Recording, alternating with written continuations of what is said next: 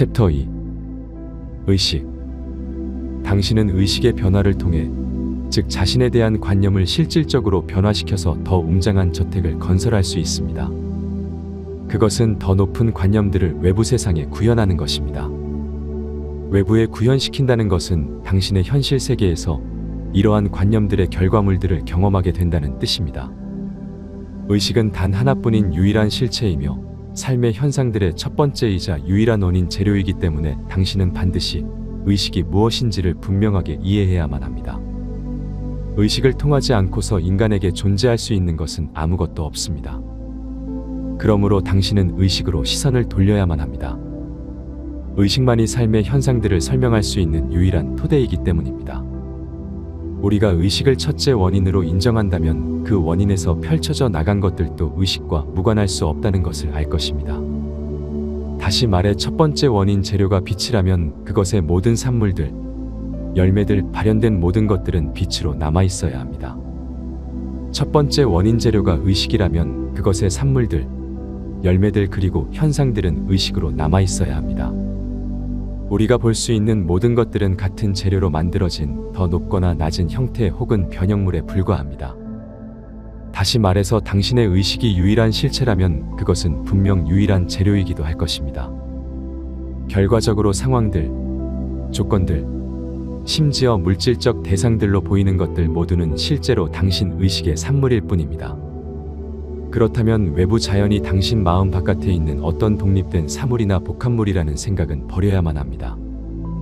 당신과 당신의 환경은 서로 분리되어 존재할 수 없습니다. 당신과 당신의 세상은 하나입니다.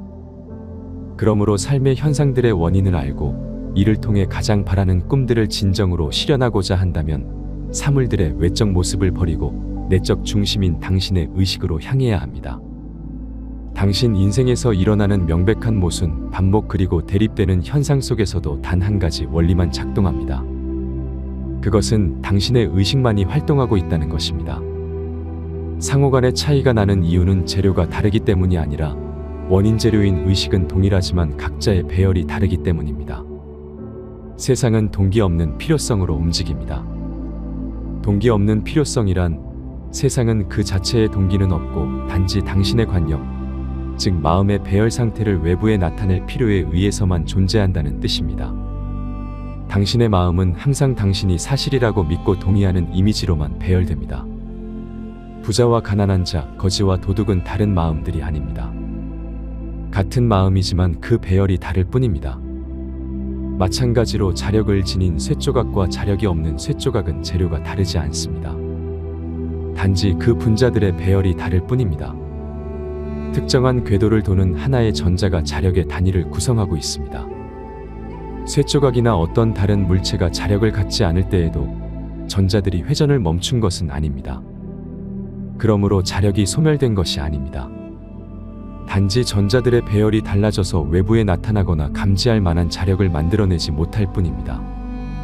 전자들이 무작위로 배열되어 온갖 방향으로 뒤섞일 때 그 쇳덩이는 자력이 없어지게 됩니다. 그러나 전자들이 순서대로 정렬되어서 다수의 전자들이 한쪽 방향으로 향하게 되면 그 물질은 자석이 됩니다. 자력은 만들어지는 것이 아닙니다. 그것은 드러나는 것입니다. 건강, 부, 아름다움 그리고 천재성은 창조되지 않습니다. 그것들은 당신 마음의 배열 상태, 즉 당신의 자아관념에 의해서 외부로 구현될 뿐입니다. 그리고 당신의 자아관념이란 당신이 사실이라 받아들이고 동의한 모든 것들을 말합니다. 당신이 어떤 것을 사실로 받아들이고 동의했는지는 삶에 대한 당신의 반응들을 있는 그대로 관찰하면 알 수 있습니다. 당신의 반응들은 당신이 마음속에서 거주하는 곳을 드러내줍니다. 그리고 당신이 마음속에서 거주하는 곳은 당신이 외부의 가시적 세계에서 어떻게 살게 될지를 결정합니다. 일상생활에서 이것의 중요성을 기억하고 적용해야 합니다. 근본적인 원인을 이루고 있는 속성은 의식입니다. 그렇기에 모든 사물들의 궁극적 재료는 의식입니다.